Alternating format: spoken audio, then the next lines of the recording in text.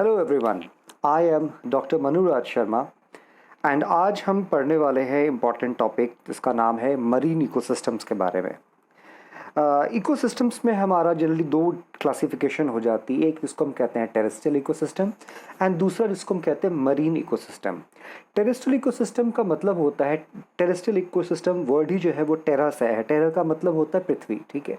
तो पृथ्वी में मिलने वाले अलग इकोसिस्टम्स के बारे में हम अलग से डिटेल दूसरे लेक्चर में जानेंगे, ठीक है, जिसमें कि हमारा लैंड पे मिलने वाले अलग अलग टाइप के इकोसिस्टम्स के बारे में जानकारी लेंगे, जैसे कि टेम्परेट ग्रासलैंड हो सकता है, ट्रॉपिकल रेन फॉरेस्ट हो सकते हैं, टुंड्रा रीजन, इनके बारे में हम जानकारी लेंगे, ठीक है। वैसे ही इसका दूसरा भाग भी है, ठीक है, जो थल पर ना मिलके हमें एक जल में मिलता है इकोसिस्टम, उसको हम कहते हैं मरीन इकोसिस्टम, ठीक है। मरीन इकोसिस्टम हमारा एक्वेटिक इकोसिस्टम का ही एक पार्ट है, मतलब ऐसा सिस्टम जो हमें पानी में मिल रहा है, पर ये वो जल जो है वो फ्रेश वाटर नहीं है, ठीक है। मरीन इकोसिस्टम से तात्पर्य हमेशा वो होता है वैसा इकोसिस्टम जहाँ पे हमें सेलाइन वाटर या नमक वाला पानी, ठीक है, या इसको कहते हैं खारा पानी, ठीक है, वहाँ पे मिलने वाले इकोसिस्टम को मरीन इकोसिस्टम कहते हैं। तो सिंपल सी बात यह है कि मरीन इकोसिस्टम से हम तात्पर्य ये भी निकाल सकते हैं कि वैसा इकोसिस्टम जो हमें ओशन या बे या हमें सी में, ठीक है, समुद्र में हमें ये देखने को मिलता हो, या खाड़ी में जिसको हम कहते हैं आम भाषा में, ठीक है। तो मरीन इकोसिस्टम को हम जानेंगे तो उसके तीन मुख्य भाग हैं, ठीक है, जो के इंपॉर्टेंट कंपोनेंट है। पहला इसको कहते हैं कोस्टल इकोसिस्टम के अंदर में, जिसमें estuaries, C salt marches, mangrove swamp, Rocky and Sandy शोर आता है। दूसरे के अंदर हमारा आता है कोरल रीफ, और तीसरे में हमारा ओशंस खुद, जो इसका इंपॉर्टेंट कंपोनेंट है। तो जानिए, हम सबसे पहले जानेंगे कि पहला जो इसका इंपॉर्टेंट सेगमेंट है, दैट इज कोस्टल इकोसिस्टम के अंदर में एस्चुरीज के बारे में। अब एस्चुरीज क्या है? तो एस्चुरीज का डेफिनेशन क्या आता है? An area in which fresh water from a river mixes with salt water from the ocean, और इसको कह सकते हैं दूसरी सरल भाषा में a transitional zone between land and ocean, ठीक है, जहां पे हमारी थल खत्म हो रही होती है या जमीन खत्म हो रही होती है और ओशन शुरू होता है, उसके बीच का ये मध्य का क्षेत्र है, ठीक है। ऐसा क्षेत्र जहां पे कि नदियां अपना पानी लेके आ रही हैं और वो ओशन को अपना पानी कंट्रीब्यूट कर रही है, पानी प्रोवाइड करते चली जाती है। तो वैसा क्षेत्र जहाँ पे ट्रांजिशन देखने को मतलब मिलता है, तात्पर्य ये है कि आपको एक बदलाव देखने को मिलता है, तो उस क्षेत्र को कहा जाता है एस्चुरीज। तो ये वो जोन है जहाँ पे कि नदियों से आने वाला ताज़ा पानी समुद्र के खारे पानी के साथ आपस में मिलता है। ऐसे क्षेत्रों को कुछ और नाम से भी जाना जाता है, जैसे कि बे, साउंड, लगून, हार्बर या बेओ के नाम से भी जाना जाता है। आप इस इमेज के अंदर में हम क्लियरली देख सकते हैं कि आप देख सकते हैं कि पिछला भाग जो है वो ओशन का है, और आपको एक जमीन से निकलती हुई नदी की धारा भी दिख रही, जो आपको स्वच्छ जल को वो लेके आ रही है, और बीच का क्षेत्र ऐसा दिखता है जहाँ पे कि आपका फ्रेश वाटर और सलाइन वाटर दोनों आपस में मिक्स करता है, और वहाँ पे आपको बहुत मात्रा में सॉल्ट भी देखने को मिलता है, ठीक है। एस्चुरीज की कैरेक्टरिस्टिक्स क्या होती है? तो कहते हैं कि एस्चुरीज का पानी है वो ब्रैकिश है। ब्रैकिश पानी का मतलब होता है वैसा पानी, ठीक है, जिसके अंदर में वो ताज़े जल और खारीय जल, ठीक है, दोनों का मिश्रण आपको समान रूप से देखने को मिलता है, ठीक है। जब कभी एस्चुरी का जो डेवलपमेंट होता है तो उसमें क्या होगा कि जहाँ पे आपकी सलाइनिटी है वो फ्रेश वाटर से सॉल्ट वाटर की तरफ में वो धीरे धीरे बढ़ने लग जाती है। तात्पर्य ये है कि जैसे आप लैंड से ओशन की तरफ बढ़ना शुरू करेंगे तो वहाँ पे सैलिनिटी धीरे धीरे बढ़ेगी। तो जहाँ पे नदी का मुंह है, ठीक है, और वो ओशन में मिलना शुरू करे तो वहाँ पे आपको सैलिनिटी वो 0 से 5 पीपीटी मिलेगी। पीपीटी का मतलब पार्ट्स पर थाउजेंड, मतलब एक इकाई कहीं कि 1000 इकाइयों में एक इकाई जो होगी वो उसको कहते हैं 1 पीपीटी, ठीक है। प्रति 1000 यूनिट पे 1 यूनिट वो हो जाता है 1 पीपीटी। वैसे ही आपको नियर द इनपुट मतलब नदी के मुंह के ऊपर में, ठीक है, आपको सैलिनिटी मिलेगा 100 अमाउंट ऑफ, अगर या 100 मॉलिक्यूल वाटर है, ठीक है, कि हम कहें कि 100 वॉल्यूम अगर वाटर, तो उसमें 1 वॉल्यूम या 0 से लेके 5 वॉल्यूम तक आपको सैलिनिटी मिलेगी। जैसे अब सेंटर में आते हैं तो वहाँ पे आपकी सैलिनिटी 5 से 25 हो जाती है, और ओशन में जैसे जाएंगे तो वहाँ पे लगभग आपका ये 25 पर 1000, ठीक है, वो आपकी सैलिनिटी बढ़नी शुरू हो जाती है। अब है कि इसका एक सिंपल एग्जांपल हम देख सकते हैं, जैसे कि आपको दिख रहा है गल्फ ऑफ मेक्सिको के अंदर में टेंसो रिवर है, जो लेफ्ट साइड ऊपर टॉप लेफ्ट से वो नदी आ रही है, आप देख सकते हैं, और वो जैसी आके मिलती है तो ये एक मध्य का क्षेत्र भी है जहाँ पे मोबाइल बे लिखा हुआ है, ठीक है। तो ये वो क्षेत्र इसको कहते हैं, ये एस्चुरी का जोन है जहाँ पे कि समुद्र का खारा जल और नदी का ताज़ा जल जो है वो आपस में आके मिल रहा है। बीच में डॉल्फिन आइलैंड भी दिख रहा है आपको, जो कि बीच में बैरियर के तौर पे काम भी कर रहा है, पर ये वो जोन का निर्माण करती है जहाँ पे समुद्र का खारा जल और नदियों का फ्रेश वाटर आपस में मिक्स हो रहा है, और ये एक एस्चुरी का यहाँ पे निर्माण होता है। अब बात आती है कि एस्चुरी के कैरेक्टरिस्टिक्स क्या है या उनका हम परिचय कैसे जान सकते हैं। तो ये एक ऐसा जोन है जहाँ पे आपको न्यूट्रिएंट्स बहुत ज़्यादा मिलेंगे, प्रोडक्टिविटी बहुत मिलेगी और बायोडाइवर्सिटी भी बहुत ज़्यादा मिलेगी। कारण यही सिंपल सा है, नदियों से जो आने वाला बहुत सारा न्यूट्रिएंट्स है वो यहाँ तक पहुँच पा रहा होता है और यहाँ पे चूँकि फ्रेश वाटर सलाइन वाटर दोनों मिक्स हो जाता है, स्लोप धीरे धीरे कम होने लग जाती है, पानी का यहाँ पे थोड़ा सा जल जमाव भी होता है, तो यहाँ पे न्यूट्रिएंट बहुत हाई मिलेगा आपको। दूसरी चीज़ क्या है कि यहाँ पे fast moving reverse and waves है जो बहुत सारे न्यूट्रिएंट भी ऐसे कैरी करके लेके आती है समुद्र से, नदियों दोनों से। एंड अच्छी बात क्या है चीज़ है कि ये वो जोन ऐसा है जहाँ पे कि प्लांट्स को, ठीक है, ये हम कह सकते हैं कि खासकर जो कोस्टल एरियाज़ के प्लांट्स ग्रो कर रहे थे, खासकर बीच ग्रास, हेम्प ग्रास जो ऐसी चीज़ है वो हमें यहाँ पे ग्रोथ बहुत अच्छी देखने को मिलेगी क्योंकि यहाँ पे न्यूट्रिएंट्स की मात्रा बहुत अधिक मिल जाती है। दूसरी चीज़ क्या है कि यहाँ पे जो भी सेडिमेंट्स है, ठीक है, वो आके यहाँ पे धीरे धीरे सेटल भी करने लग जाता है। एस्चुरीज की दो तीन इंपॉर्टेंट फंक्शन को और भी जानेंगे कि ये क्या क्या मुख्य काम करते हैं। पहली चीज़, ये एक हैबिटाट के तौर पे भी उभर के आता है। हैबिटाट का मतलब होता है जहाँ पे आप अपना घरवास कर सकते हैं, ठीक है। तो ये एक ऐसा क्षेत्र है जहाँ पे बहुत सारे प्लांट्स को और एनिमल्स को ये अपना एक घर के रूप में अपनी स्पेस प्रोवाइड करता है, ठीक है, अच्छा स्पेस प्रोवाइड कर सकता है क्योंकि न्यूट्रिएंट्स बहुत ज़्यादा है तो वहाँ पे प्लांट्स की ग्रोथ भी बहुत अच्छी होगी, ठीक है, और वहाँ पे उसी कारण से वहाँ पे मछलियाँ भी बहुत ज़्यादा एकत्रित होंगी। तो ये दोनों ही प्लांट्स एंड एनिमल्स के लिए बहुत अच्छा है। अगर वो मैंग्रोव फॉरेस्ट की बात करें, जैसे कि भारत में सुंदरबन देखने को मिलता है, तो वहाँ पे आपको कोई बड़े साइज के जानवर जैसे कि बंगाल टाइगर वो भी आपको देखने को मिल सकते हैं। दूसरा इंपॉर्टेंट फंक्शन है कि ये एक नर्सरी के तौर पे भी काम करता है। नर्सरी भी है, ठीक है, जो प्रोटेक्शन आपको प्रोवाइड कर रही होती है। प्रोटेक्शन की चीज़ों से बड़े बड़े जो जानवर हैं जैसे कि बुल शार्क से उनको आप आपको ये शेल्टर प्रोवाइड कर रही होती है, ये प्रोटेक्शन प्रोवाइड कर रहे थे। साथ साथ में यहाँ पे फूड भी, जो लोकल मछली है वहाँ पे उनको फूड, ठीक है, इसको बोलते हैं, वो प्रोवाइड करती है। साथ साथ माइक्रो ऑर्गेनिजम्स को भी यहाँ पे ग्रोथ करने के लिए डेटिटस, ठीक है, या इसको बोलते हैं जीवाश्म जो हो सकते हैं छोटे छोटे, ठीक है, माइक्रोब्स जो खा के जीवाश्म को प्रोड्यूस करता है, वो भी काफ़ी मात्रा में अवेलेबल रहता है, तो वहाँ पे ग्रोथ भी आपको अच्छी देखने को मिलेगी। थर्ड चीज़, ये फिशिंग और रिक्रिएशन के लिए भी एक सूटेबल लोकेशन है, ठीक है, जहाँ पे अच्छी खासी आप बड़े पैमाने पे फिशरीज भी या फिशिंग भी कर सकते हैं। साथ साथ में रिक्रिएशन जैसे कि वाटर स्पोर्ट्स, ये चीज़ों के लिए भी, ये या बोटिंग करने के लिए भी यहाँ पे सॉर्ट ऑफ परिवहन के तौर पे भी इसे डेवलप किया जाता है, ठीक है, और वो भी इसका अच्छा यूज़ होता है। इसके अलावा दो तीन फंक्शन और है। पहला जो कि वाटर प्यूरिफिकेशन है, क्योंकि समुद्र का जो सॉल्टी वाटर आ रहा है वो यहाँ पे आके एक ढंग से प्यूरिफाई होकर चला सकता है। इस पानी को यूटिलाइज किया जा सकता है कि फॉर डोमेस्टिक नीड्स के लिए भी। एंड अनदर थिंग इज कि इसका फ्लड कंट्रोल का भी आता है अपस्ट्रीम के अंदर में, क्योंकि समुद्र से जो बड़ी लहरें उठ के आ रही वो यहाँ पे आके ब्रेक कर जाती है। क्यों?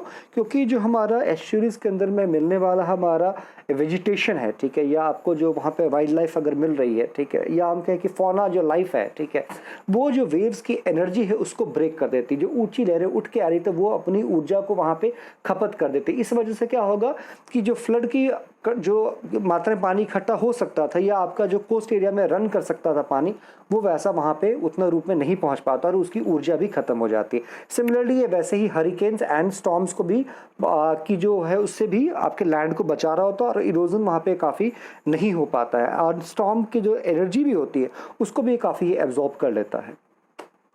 कुछ खास जानने वाली बात यह है कि यहाँ पे हमें कैसे से कैसे क्या प्लांट मिलेंगे। तो सबसे पहला है कि यहाँ पे वैसे ही प्लांट ग्रो कर पाते हैं जो कि सॉल्टी वाटर में या खारे पानी में अपने आप को अडेप्ट कर सकती है या इस क्षेत्र में ग्रो कर सकते हैं। तो मुख्यतः यहाँ पे हमें घासें बहुत प्रकार की मिलती हैं, जैसे कि कॉड ग्रास है, ईल ग्रास असल में एक मछली के आकृति के आकार में पड़ा है। ईल एक मछली है जो काफ़ी पतली और लंबी दिखती है, तो उसकी आकृति की घास देखने को मिलती है, तो उससे इसको जगह मिला है ईल ग्रास के रूप में, ठीक है। देन ग्लासवर्ट मिलता है जो कि सकुलेंट प्लांट है। सकुलेंट का मतलब है जिसके अंदर में आपको काफ़ी ज़्यादा फ्लश मिलेगा, या ये दुधिया पौधे जैसे भी अपीयर होकर नज़र आता है। इसके अंदर काफ़ी ज़्यादा मात्रा में पानी भी उपलब्ध होता है। फिर हमारे पास में नैरो लीव्ड कैटटेल, ठीक है, वो हमें पौधे मिलेंगे जो कि आम भाषा में जिसे हम कहते हैं दूब, ठीक है, दूब की भांति लंबे लंबे आपको घास जैसी भी दिखेगी और यहाँ पे अच्छा प्लांट ये ग्रो करता है, ग्रास आपकी ग्रो कर रही होती है। Then we have other animals जैसे कि हॉर्सशू क्रैब मिलेगा आपको, मॉस्किटो यहाँ पे बहुत अतिरिक्त मात्रा में मिलेंगे, ठीक है। फिर हमें ऑयस्टर्स मिलता है, लॉबस्टर्स मिलते हैं यहाँ पे, ठीक है। फिर हमें फ्लाउंडर नाम की मछली और स्ट्रिप्ड बास, ठीक है, धारियों वाली बास मछली, वो भी यहाँ पे बहुत आपको पर्याप्त मात्रा में मिलेगी, ठीक है। इसके अलावा हमें कई हमें बर्ड्स भी मिलते हैं, जिसमें कि ग्रेट वाइट एग्रेट एक पक्षी है जो कि आपको वहाँ मिलता है, और इनका मुख्य भोजन उस एस्चुरी में मिलने वाली मछलियाँ इनका मुख्य भोजन होती है। Then we have common tern, ठीक है, जो मछलियाँ इस क्षेत्र में ये भी पक्षी है, ठीक है, जो आपको मिलेगा, और ये बीच में मिलने वाले छोटे छोटे वर्म्स को खा के अपना ये जीवन व्यतीत करती हैं, या कई बार छोटी मछलियाँ भी जो फंस जाती है उस पर भी ये खा के जीवित रहती हैं। तो इसका हमारे कुछ एस्चुरी खासकर एनिमल्स जैसे मानाटे, ठीक है, वो हम एनिमल भी यहाँ पे एस्चुरी में देखने को मिलेगा। एस्चुरी के कुछ और एक खास एनिमल है जिसको हम जानते हैं सी लायंस के तौर पे भी जानते हैं, जनरली पानी में भी, और ये ज़मीन पे भी आके रह रहे होते हैं। तो आम जनरली आप इसे देखेंगे कि जब लो टाइड जब होती है तब ये आके एस्चुरी के खासकर जो सूखे इलाके वहाँ पे भी आपको देखने को ये रेस्ट करते हुए मिल जाते हैं। फिर दूसरा आता है हमारा एश्योर को मरीन इकोसिस्टम के अंदर दूसरा भाग जिसको बोलते हैं सॉल्ट मार्शेस। सॉल्ट मार्शेस एक ऐसा लो एरिया है जहाँ पे कि रेगुलर, ठीक है, बट क्या है मध्यम रूप में टाइड्स, ठीक है, या भाटा जो देखने को हमें वहाँ पे अक्सर मिलती है। तो ये वो ऐसा क्षेत्र है जहाँ पे कि आपको जेंटल टाइड्स देखने को मिलती है, और यहाँ पे ये मुख्यतः, ठीक है, घासों से द्वारा भरा हुआ बिल्कुल एरिया है, ठीक है, और ये मार्श का एरिया है। इसको तो हमको कहाँ मिलता है, दो लोकेशन बड़ी मुख्य है इनकी, Gulf of Mexico and Atlantic coast, जहाँ पे हमें देखने को मिलता है। तो ये कि आपको फोटो में दिख रही है, इसको इसका नाम है टेक्सास का सॉल्ट मार्श एरिया। जैसा आप इमेज में देख सकते हैं काफ़ी बड़ा ये एक ऐसा जोन है, ठीक है, जहाँ पे पृथ्वी खत्म हो गई, लैंड खत्म हो गया है, सॉरी, एंड ओशन शुरू होने लगा, और उसके बीच का जोन है ट्रांजिशनल जोन, और ये सारा का सारा एरिया जो लो लाइंग एरिया ये बिल्कुल हमारा घास से ढका हुआ है, ठीक है। ये बहुत अच्छी पिक्चर अलाबामा सॉल्ट मार्श का शो कर रही थी, डॉफिन आइलैंड के पास में है, ठीक है, जहाँ पे आप देख सकते हैं कि दलदला इलाका जैसा ये बना हुआ है, और यहाँ पे हमारी जंगली घास जो है वो भी बिल्कुल ग्रो की हुई है, ठीक है। फिर वी हैव मैनग्रोव स्वाम्प्स, ठीक है, जब मैंने पहले भी चर्चा किया था, ये ट्रॉपिकल सब ट्रॉपिकल जोन का कैरेक्टरिस्टिक ऐसा एरिया है जहाँ पे कि आपको जंगल मिलते हैं, जिसका बेस्ट एग्जांपल है आपको सुंदरबन, हमें मैनग्रोव फॉरेस्ट एरिया है, ठीक है, ऐसा एरिया जहाँ पे ये वो आपके जंगल हैं या वो प्लांट है, ठीक है, जिनकी रूट्स या जड़ें जो है वो पानी के ऊपर में तैर रही होती है। तो ये पानी में तैरने वाले जंगल के रूप में ये डेवलप किया हुआ पड़ा है, और ये भी इसका काम भी क्या, ये बहुत सारी जो आपकी कोस्टल एनर्जी है इसको बहुत एब्जॉर्ब करता है, पर्टिकुलरली हाई टाइड्स को ये ब्रेक भी कर रहा होता है। अच्छी बात ये क्या चाहिए, सॉल्टी वाटर में कम्प्लीटली ये ग्रो करता है, और ये भी एक वेटलैंड का निर्माण कर रहा होता है।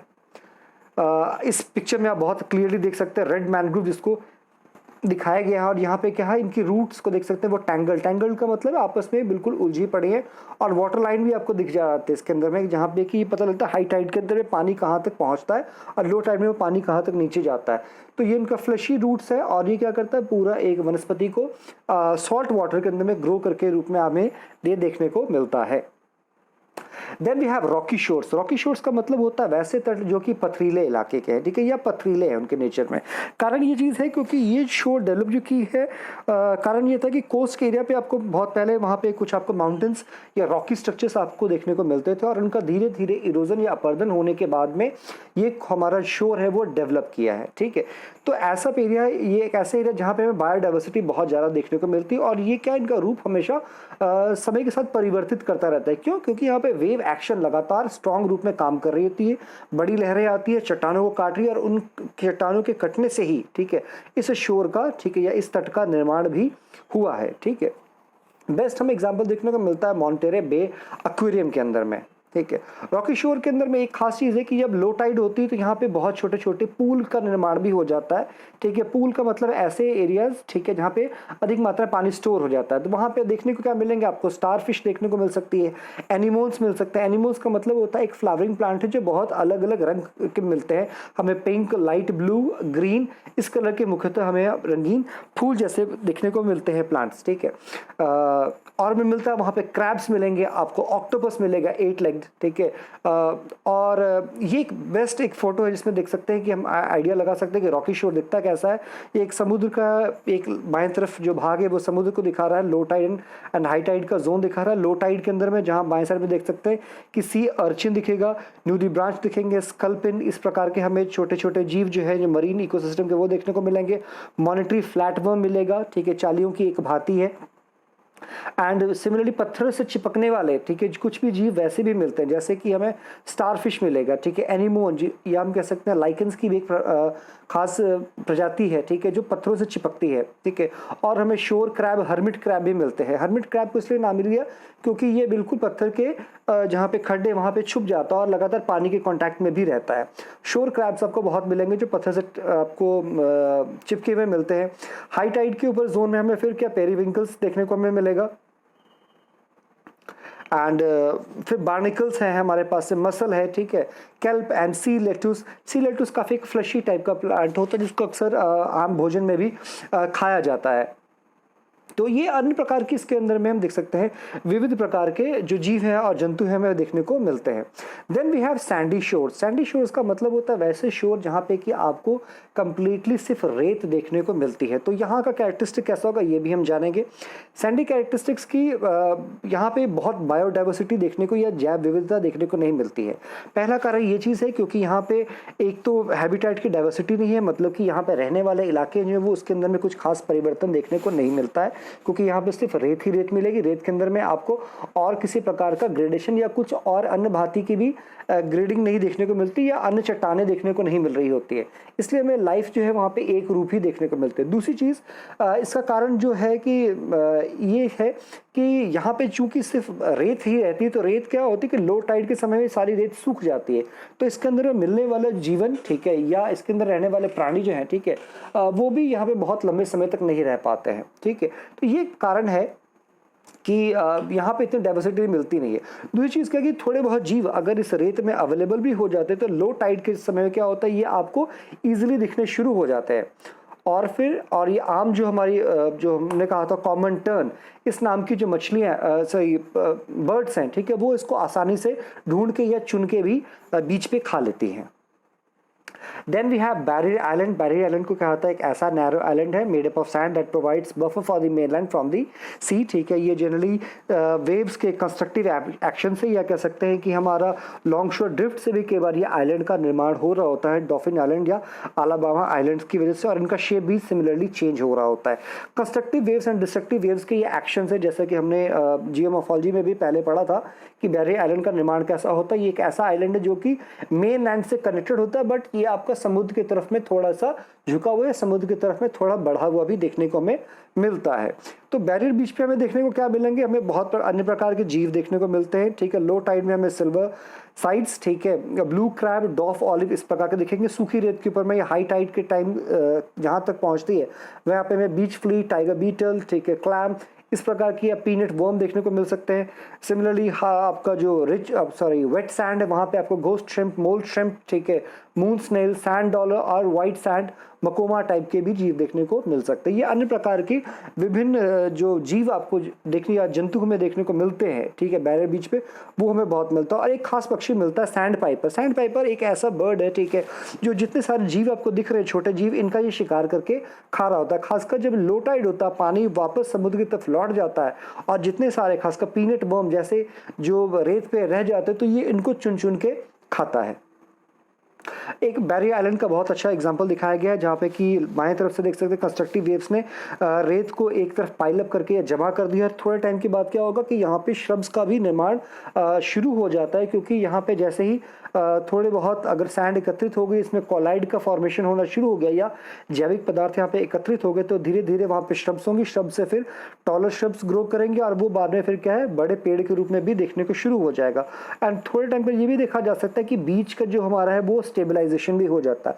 इस प्रोसेस को हम इकोलॉजिकल सक्सेशन भी कहते हैं, जिसमें कि क्या होता है कि एक ऐसा जोन जहाँ पे बिल्कुल भी जीवन किसी रूप में नहीं देखने को मिलता, तो वहाँ से वो धीरे धीरे विकास होना शुरू हो जाता है, क्योंकि मिट्टी के अंदर में या रेत के अंदर में आपको ऑर्गेनिक मैटर की मात्रा धीरे धीरे बढ़नी शुरू हो जाती है।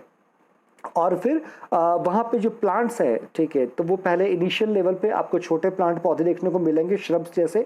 उसके बाद में धीरे धीरे वहाँ पे जितना ऑर्गेनिक मैटर रेत में बढ़ता चला जाएगा, तो बड़े पेड़ भी वहाँ पे देखने को मिल जाएंगे। और ये भी संभावना है कि वहाँ पे पशु पक्षी भी आके रहने शुरू हो जाए। तो इस प्रकार का जो प्रोसेस, जिसमें कि अंदर में आपका एक इकोलॉजी सिंपल इकोलॉजी से आप कॉम्प्लेक्स इकोलॉजी की तरफ मूव आउट कर जाता है, ठीक है, और वो डेवलप करता है, ठीक है, जिसको हम कहते हैं इकोलॉजिकल सक्सेशन। सक्सेशन को कि एक जो बीच में स्टेज है वो दूसरे को रिप्लेस करती चली जाती है। तो पहले होगा क्या कि अगर बात करें कि बीच स्टेबलाइज हो रही थी, सबसे पहले वहाँ पे ग्रास ग्रो करे, इसको बोलते हैं बीच ग्रास। बीच ग्रास में अगर वहाँ पे ऑर्गेनिक मैटर और बढ़ गया तो फिर वहाँ पे श्रब्स आ गए, श्रब्स हटेंगे फिर वहाँ पे बड़े पेड़ आएंगे। तो एक प्रकार की अलग अलग स्टेजेस डेवलप होनी शुरू हो जाती है। हर एक इंडिविजुअल स्टेजेस को सीरियल स्टेजेस भी कहा जाता है, SERAL, सीरियल स्टेजेस भी कहा जाता है। एंड फाइनल जहाँ पे कि इकोलॉजिकल सक्सेशन खत्म होता है, मतलब एक स्टेज दूसरे को जब रिप्लेस करते चलती चली जाती है और फाइनली जब एक पॉइंट पे आके रुक जाती है, मैक्सिमम जो आपका ऑर्गेनिक मैटर वहाँ पे आपका जमा हो सकता है और सबसे मैक्सिमम डेवलपमेंट हो सकती है वहाँ पे, तो उस स्टेज को हम कहते हैं क्लाइमेक्स। और इस कंप्लीट प्रोसेस को इकोलॉजिकल सक्सेशन भी कहा जाता है। ठीक है, तो एक बहुत अच्छा एग्जांपल देख सकते हैं। तो यहाँ पे जो आपको उजली रेत देखने को मिल रही है, यहाँ पे एक ऐसा क्षेत्र था जहाँ पे समुद्र की लहरें वहाँ पे आती थी और लगातार एक्शन कर रही होती थी। बट देखेंगे लो टाइम के बाद में कि यहाँ पे धीरे धीरे कोलाइड का जमना शुरू हुआ और वहाँ पे क्या हुआ, ग्रास ग्रो होनी शुरू हो गई। जैसे ग्रास ग्रो होनी शुरू हुई तो ये आपका जोन था वो स्टेबलाइज होना शुरू हो गया, रेत वो आपस में जुड़ने लग गई, आपस में इकट्ठी होने लग गई और वहाँ पे क्या हुआ, उन्होंने जैविक पदार्थ को पकड़ के रखा। बाद में देखा धीरे धीरे जो उचले इलाके वहां पे क्या बड़े बड़े पेड़ भी धीरे धीरे ग्रो करना शुरू कर गए। वरना ये क्या जोन था, ये वो जोन था जहां पे समुद्र की लहरें लगातार पहुंचती थी और आपका वेव एक्शन देखने को मिलता था। बट यहाँ पे स्टेबलाइजेशन हुआ और यहाँ पे भी लाइफ थी वो ग्रो करके आ गई। तो यहाँ पे इकोलॉजिकल सक्सेशन देखने को क्लियरली मिलता है। कई बार ऐसा होता है कि इकोलॉजिकल सक्सेशन देखने को नहीं मिलता, वेव एक्शन बहुत ज्यादा अगर स्ट्रांग हो तो क्या करता है वो बीच इरोजन भी करना शुरू कर देता है, तो वहां पे तट को वो धीरे धीरे काटना भी शुरू कर देता है। इसका बेस्ट एग्जांपल देख सकते हैं कि 2017 के अंदर में अमेरिका के बिल्कुल पूर्वी भाग में वहां पे एक शेली आइलैंड का निर्माण हुआ था, जो कि कंस्ट्रक्टिव वेव्स ने इसका निर्माण किया था लॉन्ग शोर ड्रिफ्ट की वजह से। पर धीरे धीरे क्या हुआ कि जैसे ही बाद में प्रोसेसेस चेंज होनी शुरू हुई, कंस्ट्रक्टिव वेव की जगह पे डिस्ट्रक्टिव वेव का जो एक्शन स्ट्रांग हुआ तो वो सारा का सारा इरोजन के माध्यम से वो सारे जो आइलैंड था वो भी कटता शुरू हो गया। तो बीच इरोजन एक बड़ा कॉमन प्रोसेस जिसमें कि आपकी डिस्ट्रक्टिव वेव से वो तट के क्षेत्रों को काट के बहा के ले जाती है। एक और पिक्चर है जहाँ पे कि आपको दिखाया जाता है कि ऑफशोर प्लेटफॉर्म कैसे यूज़ किए जाते हैं ड्रिलिंग करने के लिए लो टाइड जोन के अंदर में। ऐसा कि आपको गल्फ ऑफ मैक्सिको में अलाउड है, ठीक है, बट फ्लोरिडा का अलाउ नहीं करता, इसका कारण हम जानेंगे बाद में। और यहाँ पे टॉपिक आज हम इसको फर्स्ट पार्ट को कंक्लूड कर लेते हैं। हम सेकंड पार्ट में जानेंगे कि कोरल रीफ्स क्या होता है एंड उसके अंदर में कितने प्रकार के कहाँ कैसे मिलते हैं एंड उनकी क्या क्या मुख्य कैरेक्टरिस्टिक्स है। Thank you.